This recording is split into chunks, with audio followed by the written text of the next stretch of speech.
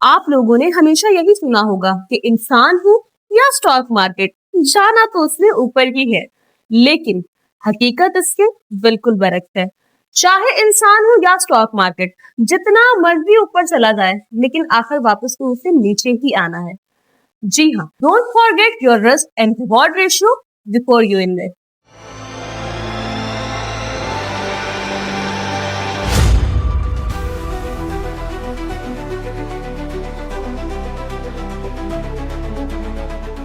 अस्सलाम वालेकुम, मैं हूं नादिया अनवर और आप देख रहे हैं पाकिस्तान शेयर मार्केट अपडेट्स। नाजरीन, बात करेंगे मार्केट की। आज मिड ऑफ द वीक में हम पहुंच चुके हैं और अगर बात करें मार्केट की तो मार्केट में हम इंतहाई एक वॉलेटाइल सेशन जो है वो देख रहे हैं। और मार्केट में शुरुआत पॉजिटिव होती है, देन उसके बाद एक सेलिंग प्रेशर आता है। और क्या वजूहात हैं और ये जो मोमेंटम है करेक्शन का, जिसे लोग मंदी भी कह रहे होते हैं, ये कब तक कंटिन्यू रहेगा? क्योंकि ये भी कहा जा रहा है कि अचानक मार्केट इतनी ज़्यादा बढ़ गई थी, तो ये इट्स अ गुड थिंग कि ये जो करेक्शन आई है। और जो है ये इसको हम अपॉर्चुनिटी भी ले सकते हैं। ये सारी बातें करेंगे। और जो है आज हमारे साथ जो गेस्ट मौजूद हैं, उनके हवाले से मैं बताती चलूँ। जी हाँ, वो फर्स्ट टाइम हमारे प्लेटफॉर्म पे आए हैं। जी हाँ, उनका ताल्लुक है बीएमए कैपिटल से। Is a research analyst. और जो है उनके हवाले से मैं बताती चलूँ, उनसे आज हम बात करेंगे। जी हाँ, मैं बात कर रही हूँ रमेश हुसैन साहब की। और उनसे हम बात करेंगे और मार्केट के हवाले से, और आप लोगों के सवाल भी लेंगे। और इसके साथ ही साथ जो है हम जानेंगे कि आगे फर्दर मार्केट कैसी लग रही है। इसके हवाले से भी बात करेंगे, क्योंकि अभी फर्दर रिजल्ट सीजन आने वाले हैं और इंटरेस्ट रेट की भी एक नई पॉलिसी यानी कि मॉनेटरी पॉलिसी भी आने वाली है। तो ये सारी बातें हम करेंगे उनसे। तो चलिए जी, उनको वेलकम करते हैं। लेकिन उनको वेलकम करने से पहले यहाँ पर मैं आप लोगों से रिक्वेस्ट करूंगी कि आप लोग जो है मेरे प्रोग्राम्स को ज़्यादा से ज़्यादा लाइक करें और मेरे चैनल को भी सब्सक्राइब करें और साथ में बेल आइकन को भी हिट करें। और इसके अलावा आपने इसको शेयर करना है सबके साथ, ताकि लोगों को इन्वेस्टमेंट की और फाइनेंशियल मार्केट की अवेयरनेस हो। तो चलिए जी, चलते हैं अपने गेस्ट की तरफ और उन्हें वेलकम करते हैं। अस्सलाम वालेकुम सर। आज मार्केट सेशन से स्टार्ट करते हैं। मॉर्निंग में मार्केट का स्टार्टअप हुआ, पॉजिटिव हुई, फिर नेगेटिव हुई। मार्केट बहुत वॉलेटाइल थी because of middle east situation जो चल रही है। इससे पहले वेनेजुएला आई, फिर ईरान वर्सेस यूएस हो गया। और मुझे लग रहा है कि मिडल ईस्ट की जब तक हालात सिचुएशन है स्टेबल नहीं होगी, तब तक मार्केट बहुत वॉलेटाइल रहेगी। और भी यहाँ से लगता है कि मार्केट का एक देख सकते हैं आप, जैसे कि मतलब हाँ, एक अच्छा लेवल है। 182 1,82,000 का इंडेक्स लेवल है। यहाँ से मार्केट में बहुत अच्छी पार्टिसिपेशन आ रही है। मार्केट उस हिसाब से डाउन साइड पे नहीं जा रही है, डाउन साइड पे मार्केट को जाना चाहिए। मैं तो एक्सपेक्ट कर रहा था कि 1,86,000 के लेवल पे गई है, तो वहां से मार्केट को 1,75,000 का लेवल आना चाहिए। तो जिस टाइप के मार्केट का मोमेंटम हो गया और जिस जिस टाइप की हाई साइड में चले गई, अपवर्ड साइड में, तो वहां पर मार्केट में करेक्शन ड्यू थी। क्योंकि आप देखेंगे नए साल की नई शुरुआत पे मतलब कि मार्केट का लेवल 11,000 पॉइंट अपवर्ड गया था। हम्म। तो इसमें बहुत सारे स्टॉक्स के न्यू रेट्स आए, मतलब कि बहुत सारी चीजें अपसाइड गई, कुछ कुछ सेक्टर चले ही नहीं। और उसमें बहुत कुछ सेक्टर्स ने बहुत अच्छा परफॉर्म किया, जैसे आपके ओजीपीपीएल ले ले, ईएनपी सेक्टर्स हो गया, आपका बैंकिंग सेक्टर हो गया, तो उन्होंने बहुत बेस्ट परफॉर्म किया। इससे पहले मतलब कि आज देख ले 2000 कोविड के बाद से बहुत अच्छी परफॉर्मेंस थी और नए लेवल की तरफ हम जा रहे थे। तो मुझे लगता है ओवरऑल, और हमारे फाइनेंस मिनिस्टर भी हैं साहब, उन्होंने भी कहा इंटरेस्ट रेट सिंगल लेवल पे आने वाला है, सिंगल डिजिट पे। तो मार्केट में इस चीज की भी तेजी थी, क्योंकि हमारी मार्केट जो है ना फ्यूचर प्रेडिक्ट करते वक्त चलती है। सही। मतलब कि हम फ्यूचर में क्या होगा, टेक्सटाइल एक्सपोर्ट इंक्रीज होगी। इस बार आप देख रहे हैं हमारी पूरी मार्केट 11,000 की रैली में टेक्सटाइल सेक्टर ने कोई परफॉर्म नहीं किया। लेकिन हम एक्सपेक्ट कर रहे हैं कि 2027 फिक्सल ईयर में। हेलो, आवाज आ रही है आपको मेरी? जी जी। जी सर, सर जी सर, आप बात करें। जैसे जिस तरह अभी हम एक्सपेक्ट कर रहे हैं, हम फ्यूचर प्रेडिक्ट करके चलते हैं मार्केट में। अभी हम एक्सपेक्ट कर रहे हैं 2027 फिक्सल ईयर, 26 जो करंट फिक्सर ईयर चल रहा है, हम इस पे प्रिडिक्शन के ऊपर चल रहे हैं। मार्केट में लगता है अगर सिंगल डिजिट पे आ जाएगी, अगर सिंगल डिजिट इंटरेस्ट रेट होगा, तो फिक्स इनकम से भी बहुत सारा मतलब कि विड्रॉल आके पाकिस्तान स्टॉक एक्सचेंज में डिपॉजिट होगा। और मार्केट में मतलब कि बहुत अच्छा वॉल्यूम वॉल्यूम लिक्विडिटी आएगी और अच्छा काम होगा मार्केट में। मुझे लगता है मार्केट का लेवल जो है मिड ऑफ जून तक 2.25 लाख के लेवल पे आ जाएगी। बहुत सारी सही रिपोर्ट में इंडेक्स टारगेट किया गया है 2,15,000, 2,05,000। मैंने अभी देखा था ब्रोकेज हाउस की हिस्ट्री में, एकेडी ने सबसे ज्यादा हाईएस्ट बेंचमार्क रखा है अपने इंडेक्स लेवल का टिल दिसंबर 2026 तक। हाँ 2,60,000 रुपये। मुझे लगता है कि मार्केट टिल जून तक ही मतलब 2,15,000 20,000 के लेवल पे आ जाएगी। जिस रिसेंटली आपने लास्ट 5 मंथ में भी देखा होगा, मार्केट में स्ट्रेट लाइफ की बहुत बड़ी सेलिंग आई थी हम्म। और लोग हम्म। समझ रहे थे कि यार मार्केट यहाँ डिक्लाइन होकर 15-20 हजार पॉइंट नीचे आ जाएगी, लेकिन ऐसा कुछ नहीं हुआ। 5-6 हजार की पॉइंट की मंदी में मार्केट में सारी उनकी सेलिंग ऑब्जर्व कर गई। और आज के सेशन में भी स्ट्रेट लाइफ मार्केट में मेजर सेलर था और मुझे एग्जैक्टली, लग रहा हाँ। था कि यार मार्केट बहुत डिक्लाइन होगी। और स्ट्रेट लाइफ के बाद क्वांटिटी बहुत ज्यादा है, लोगों ने बहुत हाइक बना ली है कि स्ट्रेट लाइफ माल भेज रहा है। स्ट्रेट लाइफ ने बाइंग भी तब की थी 40,000 के लेवल पे, जहां पर लोग सब सब समझ रहे थे मार्केट क्रैश हो जाएगी। तो उन्होंने आ वहां पर बाइंग की। अब उनका प्रॉफिट टेकिंग सेशन भी बनता है कि उन्हें प्रॉफिट टेकिंग करनी चाहिए मार्केट में, और वो कर भी रहे हैं मार्केट में। और साथ साथ फॉरेनियर सेलिंग भी आ रही है मार्केट में। तो मुझे लगता है अगर फॉरेन इन्फ्लो आने लग गया ना मार्केट में, तो ब्लू चिप स्टॉक्स में जैसे कि ओजी पीपीएल हो गया, मैदान बैंक हो गया, पीएसओ हो गया, तो मार्केट यहाँ से एक नए लेवल की तरफ चली जाएगी। और नेशनल बैंक भी बहुत अच्छी परफॉर्मेंस दे रहा है। लोग नेशनल बैंक में भी एक्सपेक्ट कर रहे हैं यार 40 रुपीज की ईपीएस, और ईपीएस का 70% पे आउट हो जाएगा, क्योंकि गवर्नमेंट बैंक है, साल में गवर्नमेंट सब्सिडी है, तो साल में एक दफा पे आउट देता है। इसके अलावा सीमेंट सेक्टर में भी अच्छा लगता है कि मुझे लगता है समर सीजन आ रहा है, नॉर्दर्न साइड में सीमेंट सेल्स इंक्रीज हो जाएगी। तो मुझे यहाँ से हम्म। लगता है कि सीमेंट सेक्टर में भी आपको मतलब कि अच्छी बाइंग करनी चाहिए। मतलब कि एक अप्रोक्सीमेटली अगर एक महीने की भी होल्डिंग आप लेके रखते हैं सीमेंट सेक्टर में भी, तो मुझे लगता है कि अच्छा मतलब कि 20 to 15% का आपको मतलब रिटर्न मिल सकता है वहां से। सही। और सर, ऑटो सेक्टर के हवाले से मैं जानना चाहूंगी, जैसे आपने फर्दर सेक्टर्स को कवर किया, इस वक्त हम देख रहे हैं ऑटो सेक्टर बहुत अच्छा परफॉर्म कर रहा है, तो थोड़ा सा मैं चाहूंगी कि इसके हवाले से भी आप बात करें। यार ऑटो में भी जो अच्छी परफॉर्मेंस थी, ऑटो के नंबर्स बहुत अच्छे आए। हाँ हम्म। मतलब कि आप साजगार देख ले, निषाद पावर देख ले। निषाद पावर की न्यू गाड़ी आई है जैको J7 है आई थिंक सो। हाँ, हाँ। और रिसेंटली लास्ट 3 डेज में मतलब कि 2,000 गाड़ीज की बुकिंग हो, कार्स की, और उनकी हाँ एसयूवी की बुक्स हो गई है। तो एक अच्छा पोटेंशियल है हाँ ऑटो सेक्टर में। मुझे लगता है कि निषाद पावर, निषाद चुनिया पावर जो है मार्केट में, साजगार की हैवल हो गई, स्पोर्टेज हो गई, इनपे बहुत टफ कॉम्पिटिटर बन सकता है इनका मार्केट में आने वाले वक्तों में। हम्म। और हम्म। प्राइस रेंज भी आप देख रहे हैं मतलब कि उनका जो लोअर लोअर सेगमेंट है वो 65 लैक्स का 6.5 मिलियन का, और हाईएस्ट सेगमेंट जो है उनका 7.5 मिलियन का। तो मुझे लगता है कि यहाँ से मार्केट उनके लिए निषाद दुनिया पावर, उनकी अगर सेल्स इस तरह अगर कंटिन्यू रहती है, अगर मुझे एक्सपेक्टेशन है अगर इनकी, अगर हर पर मंथ अगर इनकी 1,000 गाड़ियां गाड़ियां सेल होती है और साल में 12,000 गाड़ियां इनकी सेल आउट होती है, तो इनका लेवल जो है निषाद पावर का, तो अप्रोक्सीमेटली इनको 150 या 200 रुपए का लेवल होना चाहिए। लेकिन हाँ प्रॉब्लम एक ये यहाँ भी क्रिएट होती है, लेकिन इनके प्लांट में इतनी कैपेसिटी नहीं है गाड़ी मैन्युफैक्चरिंग की। सही। अगर ये सेल्स को इतनी मेंटेन करके रखते हैं अपनी, और मैन्युफैक्चरिंग इनकी बहुत स्पीड में होती है हम्म। स्मूथली, और अपना प्लांट इंक्रीज करते हैं अपना मैन्युफैक्चरिंग, तो मुझे लगता है कि फिर ये एक मिनी साजगार, जैसे आपने देखा होगा लास्ट 2 ईयर पहले एक हाँ, साजगार में रैली बनी थी। बिल्कुल। साजगार में 2 ईयर्स पहले हाँ। रैली बनी थी, और उस तरह मुझे लगता है कि इनमें भी रैली बन सकती है। 200 250 इनका लेवल जो है रेट्स का 150 रुपीज या 200 का लेवल आ सकता है। सही, तो फिर ये नेक्स्ट साजगार इसको हम कह सकते हैं। हाँ अप्रोक्सीमेटली आप देख ले 35 रुपीज का स्टॉक्स था, approximately Nishad power limited 100 rupees हो गया। हाँ, सही सही, बिल्कुल। अच्छा सर, यहाँ पर हमारे साथ कुछ पार्टिसिपेंट्स मौजूद हैं, उनके हम कुछ सवाल लेंगे। जी अरसलान, अपना सवाल कीजिए। जी अस्सलाम वालेकुम। जी जी, वालेकुम सलाम, सवाल करें अपना।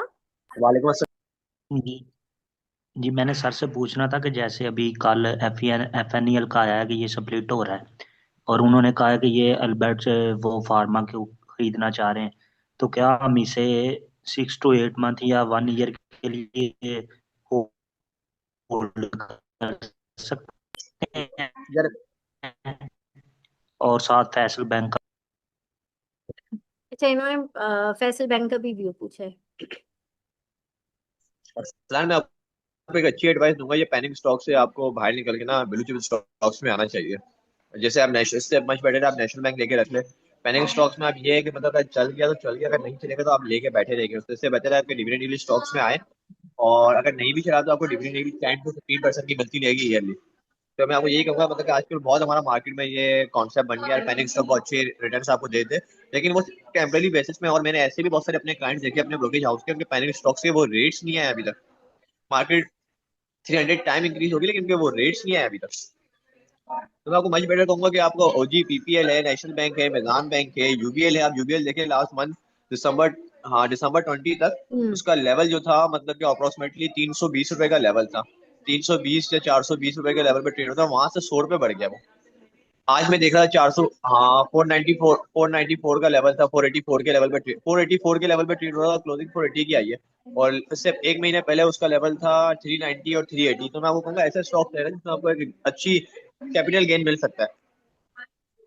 एफएनईएल पे मैं आपको क्या अपडेट करूँ, मतलब कि एफएनईएल एक 10 रुपए वाला स्टॉक या 5 रुपए वाला स्टॉक, अगर वो 20 रुपए हो गया, अब आप उस पर पोटेंशियल आप लेने के लिए जा रहे हो, तो मैं आपको प्रीफाइनेंस ही दूंगा ऐसा स्टॉक। जी ठीक है, थैंक यू सर। बहुत शुक्रिया। जी उमैर, अपना सवाल करिए, उमैर फारूक।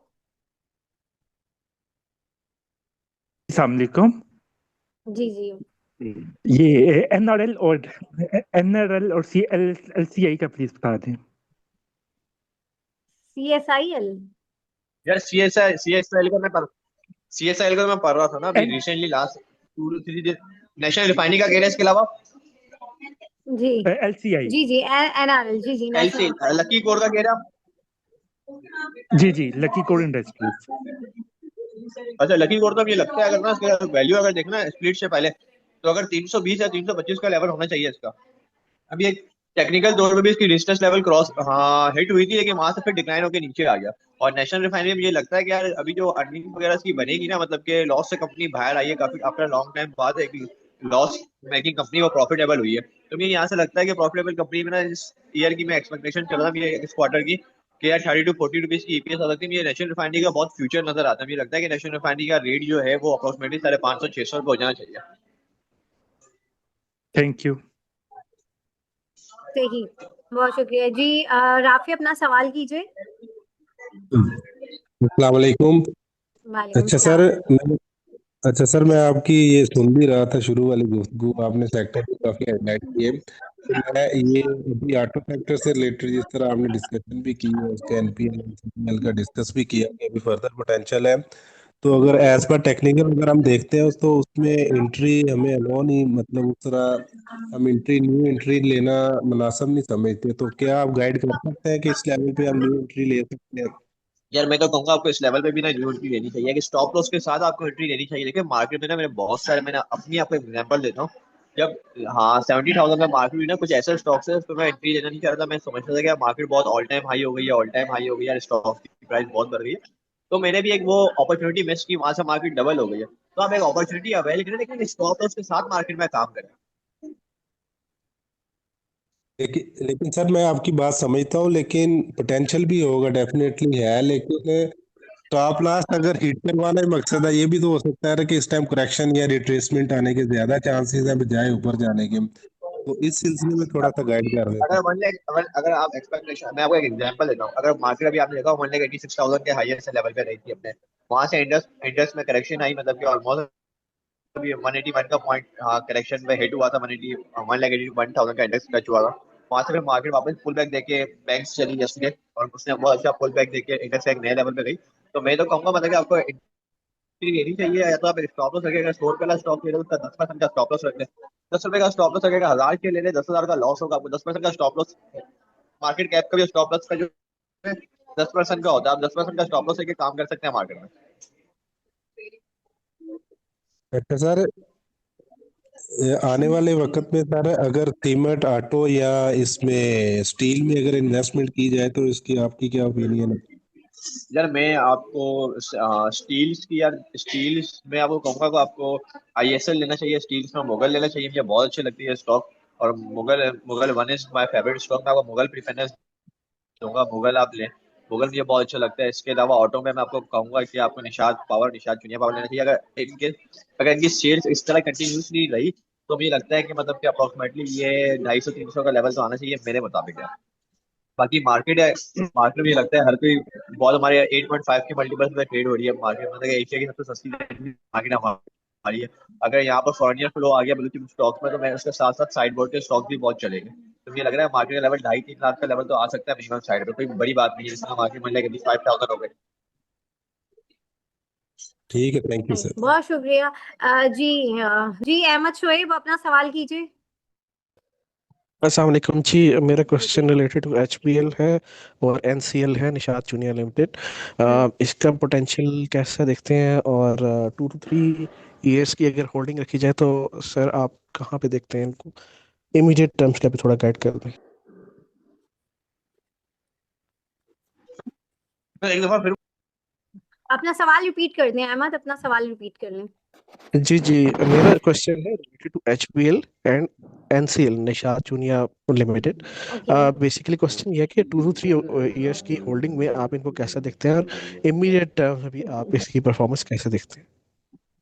यार, अगर निषाद पावर और निषाद चुनिया पावर आप देख लें, इनकी सब्सिडी ना सेम है। 33.33% निषाद पावर के पास है, 33.33% निषाद चुनिया पावर के पास है, और 33.33% मंशा फैमिलीज के पास है। अगर इनकी सेल्स कंटिन्यूसली इस तरह ही रही, जैसे लास्ट 3 डेज में 2000 गाड़ी बॉक्स हो चुकी है, अगर हर महीने 500-600 गाड़ियां इनकी सेल आउट होती है, मैक्स 1000 गाड़ियां सेल आउट होती है, तो इनका फ्यूचर में देख रहा हूँ, उनके रेट में 150-200 रुपए का लेवल आ जाएगा, नॉर्मली आ जाएगा। जिस टाइप की रैली बनी हुई है और 200% इंक्रीज हो गए, तो मैं इनका फ्यूचर ब्राइट ही देख रहा हूँ। और डिविडेंड यील्ड भी है निषाद पावर, तो अभी सर आईपीपी जैसे हपको था, अब पूछे सर पूछे मैं सुन रहा एनसीएल का मैंने पूछा था। हूँ। आपने एनसीएल का पूछा है? जी सर, एनसीएल। शायद जूनियर लिमिटेड की बात कर रहे फुल जी नेम जी, बता दीजिए। टेक्सटाइल का ये स्टॉक है एनसीएल। हैं, शायद जूनियर लिमिटेड की बात कर रहे हैं ना जी जी। यार अहमद? निषाद चुनिया लिमिटेड के वरना मेरी कवरिंग नहीं है। अगर मंशा ग्रुप के सारे स्टॉक्स चल रहे होंगे ना, निषाद चुनिया पावर हो गया, निषाद पावर हो गया, निषाद लिमिटेड हो गया, एमसीबी बैंक हो गया, तो उसके साथ इस पे भी इम्पैक्ट पड़ेगा। आपको रेट की तेजी मिल जाएगी, क्योंकि टेक्सटाइल हमारी बहुत डिक्लाइन हो रही है। लास्ट मंथ भी 20% की हमारी सेल्स डिक्लाइन हुई टेक्सटाइल की। तो मुझे लगता है टेक्सटाइल थोड़ी अवॉइड करनी है, क्योंकि टेक्सटाइल पॉलिसी जब तक नहीं आती ना, हमारी कोई न्यू पॉलिसीज नहीं आती टेक्सटाइल सेक्टर के लिए, तो आपको टेक्सटाइल में इन्वेस्टमेंट नहीं करनी है। जैसे मच बेटर है कि आप कोई बैंकिंग सेक्टर में, ऑयल एंड गैस सेक्टर में। सही सही, इन्होंने एचबीएल का भी पूछा था।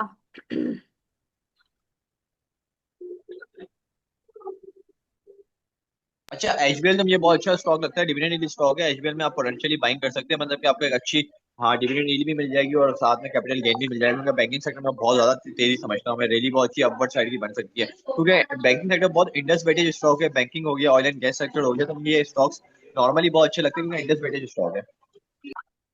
सही। अब एक आखिरी सवाल ले लेते हैं जी, मोहम्मद अकमल अपना सवाल कर लें। आवाज आ रही है? जी जी, अपना सवाल करें। जी अस्सलाम वालेकुम, आवाज आ रही है मेरी? जी जी, आ रही बिल्कुल आ है, रही सवाल है कीजिए। आप। जी जी, मेरा क्वेश्चन सर्ल कंपनी के रिलेटेड है और PIBTL के रिलेटेड है जी। इनके फ्यूचर प्रोस्पेक्ट क्या है, आप बता दें। पीआईबीएल का रिकॉर्ड एक कॉन्ट्रैक्ट भी हुआ है, तो मैं एक्सपेक्ट कर रहा हूँ पीआईबीएल का जो 35 to 40 रुपीज हो जाती है, लेकिन डिविडेंड भी स्टॉक नहीं है, पैनिक स्टॉक है कि स्टॉप लॉस के साथ आपको काम करना चाहिए। बाकी फार्मा मुझे बहुत अच्छा लगता है। सल मुझे लगता है कि यार, मतलब कि 200 का लेवल आ जाना चाहिए। सल मुझे सल बहुत डिस्काउंटेड लगती है। ठीक हो गया, ठीक हो गया। और सर निशात मिल लिमिटेड के बारे में आप क्या कहते हैं, NML?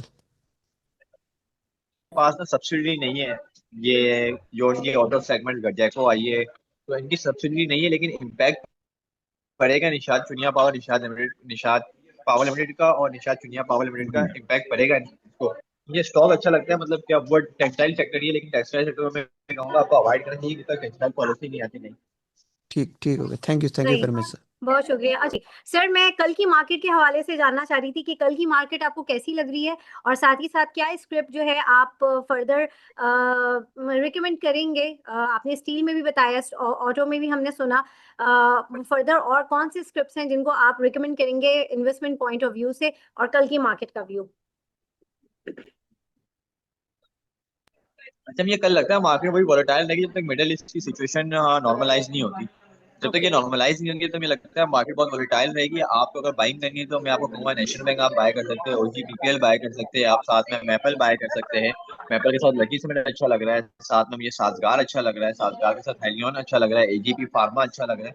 सल भी मुझे अच्छा लगता है, लेकिन सल थोड़ा पैनिक स्टॉक्स में आया था, अल्फा स्टॉक्स में आया था, क्योंकि सेल्स में बहुत वोलेटाइलेशन होती है। आज भी बहुत वोलेटाइलेशन थी, तो मैं कहूंगा मतलब आपको डिविडेंड यील्ड स्टॉक में भी रहना चाहिए। हाँ, क्योंकि अगर मार्केट अगर क्रैश भी होती है 5-6 हजार पॉइंट या 4-5 हजार पॉइंट, तो यहाँ से आप अगर डिविडेंड यील्ड स्टॉक में हो गए, तो वो बहुत स्मूथली और स्पीडली ना रिकवर करते हैं। और मार्केट में कल समझ रहा हूँ, मतलब कि थोड़ी बहुत वोलेटाइल रहेगी, और प्रॉफिट टेकिंग करना चाहिए। अगर आपका कैश ऑन हैंड है, तो आपको डिप में बाइंग करनी चाहिए। Okay great, thank you so much sir. और जो है हमारे साथ जितने भी पार्टिसिपेंट्स हैं आप लोगों का भी बहुत शुक्रिया। और नाज़रीन यहाँ पे लूंगी मैं इजाजत, इंशाल्लाह आप लोगों से फिर मुलाकात होगी, तब तक के लिए अल्लाह हाफिज। Thank you sir once again.